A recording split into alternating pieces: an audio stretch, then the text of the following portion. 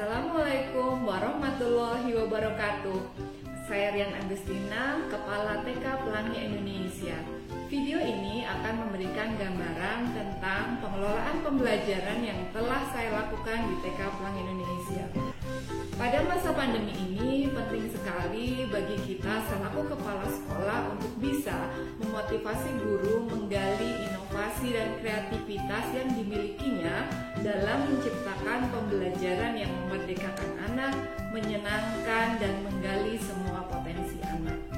Nah, seperti kita tahu bahwa pembelajaran abad 21 menuntut anak agar bisa memiliki kemampuan 4K atau kemampuan kreativitas, berpikir kritis, komunikasi, dan kolaborasi. Selama ini, pembelajaran di TK Pelangi Indonesia telah banyak mengoptimalkan kemampuan 4K tersebut. Namun tantangannya adalah bagaimana model pembelajaran yang biasa dilakukan seperti model pembelajaran berbasis proyek bisa dilakukan oleh guru-guru di skema pembelajaran daring atau BDR ini. Video ini akan memberikan gambaran untuk kita semua bagaimana penerapan pembelajaran berbasis proyek yang dilakukan di TK Pelangi Indonesia. Kegiatan pembelajaran berbasis proyek yang telah dilakukan di Pelangi Indonesia salah satunya adalah dengan pembuatan miniatur bangunan. Proyek ini merupakan proyek kolaborasi yang dilakukan di rumah antara anak dan orang tua dengan memanfaatkan barang-barang bekas yang ada di rumah. Kegiatan ini dilakukan melalui 4 langkah. Langkah yang pertama adalah melalui pemberian modul panduan. Pada modul panduan ini terdapat cara pengerjaan proyek seperti bahan apa saja yang dibutuhkan dan apa saja yang dapat dilakukan dan lain sebagainya. Langkah kedua adalah pembuatan proyek dengan menggunakan bahan yang ada di rumah.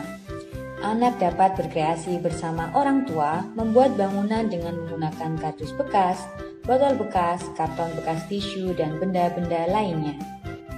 Langkah ketiga yang dilakukan adalah pemberian panduan presentasi kepada orang tua. Panduan presentasi ini berisi tentang panduan pertanyaan orang tua untuk membimbing anak bercerita tentang proyek yang telah dibuatnya.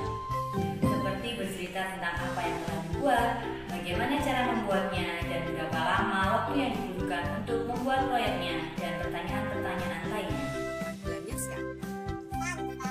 Terus ini ceritanya ini apa? Halo teman-teman, namaku Aden Haris Sardianto. Aku membuat Dubai. Langkah terakhir yang dilakukan adalah presentasi hasil karya yang dilakukan secara daring dengan menggunakan aplikasi tatap muka virtual Zoom.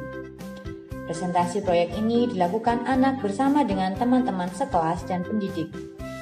Pada saat presentasi, anak diharapkan dapat menyampaikan tentang proyek yang dibuatnya dan berinteraksi dengan teman-teman lainnya. Melalui pembuatan proyek ini diharapkan muncul kompetensi keterampilan 4K yang penting untuk dimiliki anak pada abad ke-21 ini, yaitu kreatif dan inovatif, kritis, komunikasi, dan kolaborasi. Keterampilan kreatif dan inovatif pada anak diharapkan dapat distimulus pada saat pembuatan proyek.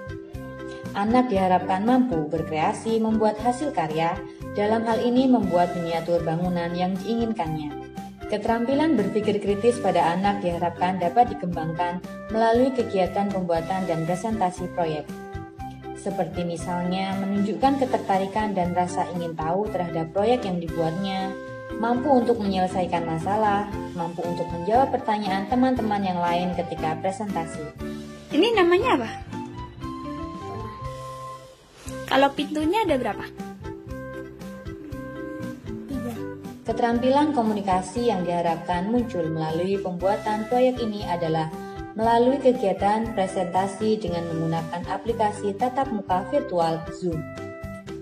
Pada saat presentasi, anak diharapkan mampu untuk menceritakan secara runtut tentang hasil karya yang dibuatnya dengan kalimat sederhana. Keterampilan kolaborasi anak diharapkan dapat distimulasi pada saat pembuatan proyek bersama dengan orang tua. Anak diharapkan mampu bekerja sama dengan orang tua dan berperan sebagai pemimpin proyek tersebut.